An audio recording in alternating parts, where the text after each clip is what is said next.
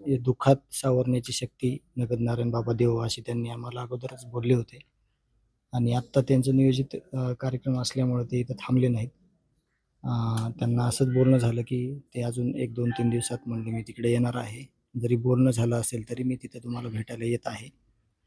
नगद नारायण बाबांच्या समाधीचं सगळ्यांनी दर्शन घेतलं आणि या दुःखातून जे देशमुख कुटुंबियावर दुःख आहे, या दुःखात जो सगळेजण उभे आहेत, न्यायाच्या भूमिकेत सगळे आहेत. त्यांचं पाठबळ असंच आम्हाला न्याय मिळेपर्यंत नव्हे तर पुढं पण राहिलं पाहिजे, असं मी माझ्या मनात बोललो.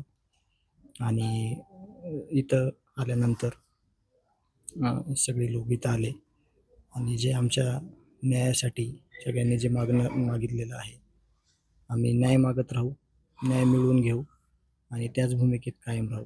म्हणजे खरं तर मागच्या 55 दिवसापासून आम्ही बघतो की न्याय मागण्यासाठी रस्त्यावरची लढाई बघितली आणि न्यायालयीन पातळीवरची लढाई बघितली, पोलीस पातळीवरची लढाई बघितली. मात्र आता आज दोन्ही गडाकडे जाऊन तुम्ही परत तीच मागणी करता की आम्हाला न्याय. खरं तर तुम्हाला सांगतो, आमचं कुटुंबीय जे दुःखात एवढे आहे, की आम्ही न्यायाची बाजू सोडून आत्तापर्यंत इकडं-तिकडं कुठं गेलोच नाहीत. पण पंढरपूरला मोर्चा होता. तिथं विठ्ठल रुक्माईच्या मंदिरामध्ये आम्हाला नेलं गेलं, की देशमुख कुटुंबियाला या दुःखातून सावरण्याचा बळ येऊ दे. आणि जे काही चुकीच्या गोष्टी प्रसारमाध्यमाकडे गेल्या होत्या भगवानगडावरून, त्यांनी सांगितलं तसं, की मला ही दुसरी बाजू किंवा हे सगळं मला माहीत नव्हतं. आणि मग ते दाखवणं इतकं महत्त्वाचं होतं, की ते दाखवल्यानंतर त्यांनी प्रसारमाध्यमांना पण सांगतील ते, की ज्या गोष्टी आपण त्यांना दिल्यात, ज्या गुन्हेगाराची पार्श्वभूमी किंवा जे गुन्हेगाराची मानसिकता, त्यांना वाटलं, की गुन्हेगारांना काय त्रास दिलाय, की गावकऱ्यांनी. तर गुन्हेगारच गावात खंडणी मागण्यासाठी वारंवार येत होते. त्यांनी दलित बांधवांना अमानुषपणे मारण्याचा प्रयत्न केला. त्यांना मारलं काठ्यांनी.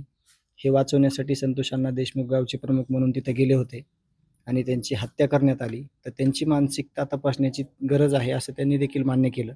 आणि त्यांची पार्श्वभूमी आम्ही जी काय आहे आणि संतोष अण्णाचीच नव्हे तर पूर्ण गावाची पार्श्वभूमी काय आहे, पोलीस यंत्रणेकडून दिलं जाणारं सर्टिफिकेट मस्साजोग गावाला दिलेलं आहे. ते तुमच्याकडे सुद्धा आम्ही देणार आहोत, जेणेकरून तुम्हाला मस्साजोग गावची पार्श्वभूमी केवळ एका व्यक्तीपुरती नाही, तर सगळ्या गावाची काय पार्श्वभूमी आहे, 4,000 लोकसंख्येचं गाव आहे.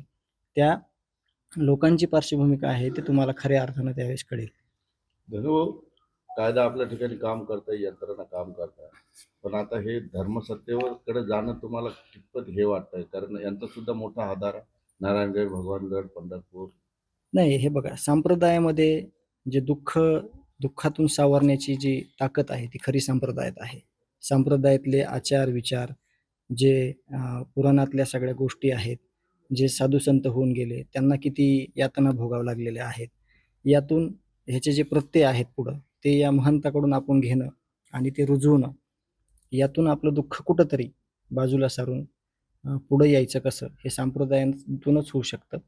म्हणून आम्ही भगवानगडावर गेलो. तिथं खूप जाणं गरजेचं होतं. ज्या गोष्टी आपल्याकडे होत्या, त्या तुमच्याकडे सुद्धा सध्या नाहीत. पण मी सगळ्यांना त्या गोष्टी ज्या तिथं गडावर दिल्या, नामदेव शास्त्री महाराजांना, महंत नामदेव शास्त्री महाराजांनी देखील त्या घेतल्या आणि सांगितलं, की ह्या गोष्टी मला माहीत नव्हत्या. त्या जर गोष्टी माहीत असत्या, तर कदाचित त्यांनी हे उद्गार पण काढले नसते. त्यांना ही गोष्ट माहीत नव्हती. आम्ही मुद्दामून विचारलं लास्टला, की "बाबा, हे तुम्हाला सगळं माहीत होतं का?" ते म्हणले, "मला ह्याच्यातली एकही गोष्ट माहीत नव्हती." मग ठीक आहे म्हणलं, "आम्ही हे सगळं दिलंय, तर यापुढं हे जे गुन्हेगार आहेत, यांची कोणी बाजू घ्यायला गेलं तर तो खरा जातीवादी ठरेल," असं आम्ही त्यांना सगळं बोललो. त्यांना देखील आम्हाला सांगितलं आणि आम्ही तिथून आलो. परत नारायणगडावर आलो. दर्शन घेतलं. बाबांशी बोलणं झालं. बाबांनी पहिले देखील सांगितलं, बोलले होते, सांत्वन केलं होतं. आता ते 1-2 दिवसामध्ये मस्साजोगला येणार आहेत, असं त्यांनी मला फोनवर बोलले.